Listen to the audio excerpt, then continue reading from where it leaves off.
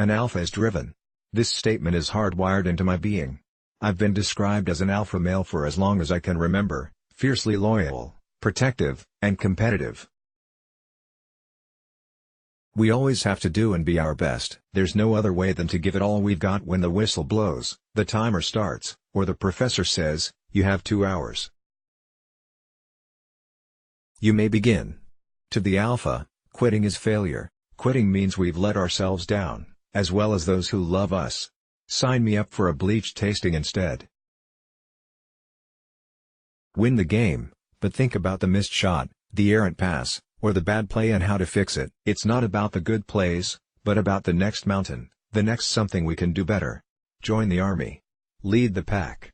Go to grad school. Perform. Do better next time, you know you can. As an alpha, I've missed out on a lot of life dwelling to instead focus on self-imposed performance standards.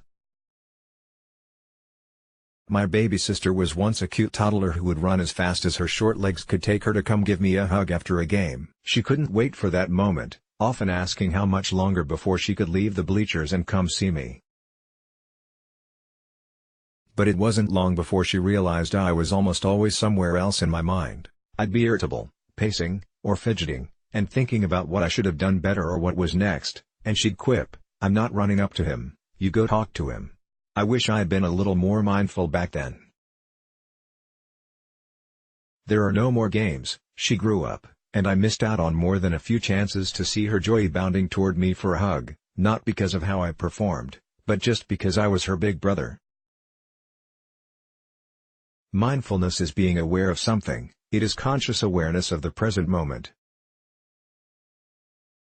To me, it's not perfection or never multitasking, but taking a second to be present, focusing on what it is that I'm doing, and bringing myself back to the now. It's realizing when my mind is wandering off somewhere else. After all we have is right now, this moment, and I used a lot of them focusing on SHT that was in the past or things in the future that hadn't happened yet. I can only shake my head thinking back on my old practice.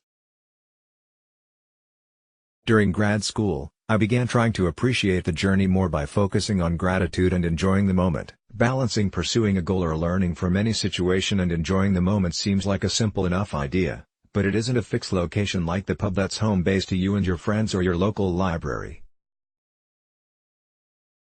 It's not easy. At least, it isn't for me, but I've gotten better at it the more I practiced. For me, it's been a place I can visit or come home to when I find myself getting anxious, thinking I ought to be planning the next trip, knocking out the next chore, or checking something else off of my to-do list. I was once given some good advice about mindfulness that I've tried to take to heart: don't change yourself. Don't expend the energy trying to rewire your brain. Your tenacity brought you this far and you've accomplished a lot, so embrace that, but don't dwell on the mistakes either. Take some time to enjoy where you are. There are others who would love to have what you have.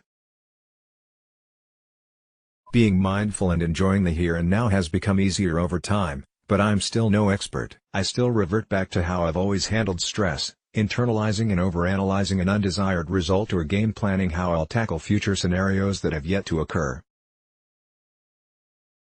When I'm doing this, I step back into the present moment by following a few steps. Focus on my breathing. Thoughts will come and go. Each time they do, I focus on every breath, in and out, until that's all I'm thinking about. Look around and observe my surroundings to become aware of where I am in the moment. Laugh. I think about a funny memory or even laugh at myself for overanalyzing a situation or being anxious in the first place.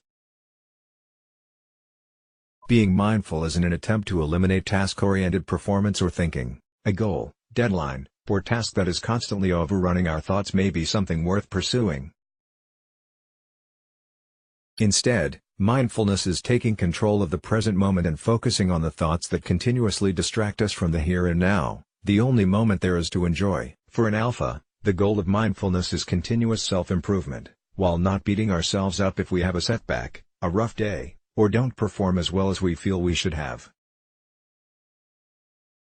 We need to take a deep breath and remind ourselves that we're capable of taking on the next challenge and applying the newfound wisdom we've learned along the way.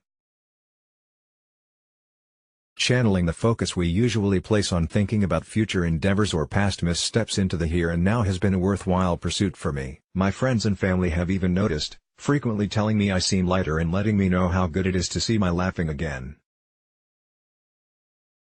An alpha is driven. I've chosen to apply this statement, this inner drive, to my mindfulness practice, to being more present than I've ever been, which has allowed me to recognize some of those moments I used to miss as they unfold.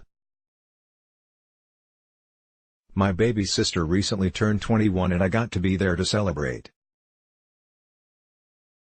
I took a minute, stopped asking for death to take me the next morning during my hangover, I ain't 21 anymore, and thought about how much it meant to both of us to have that fun night out. I didn't spend any time dreading the next day or next deadline.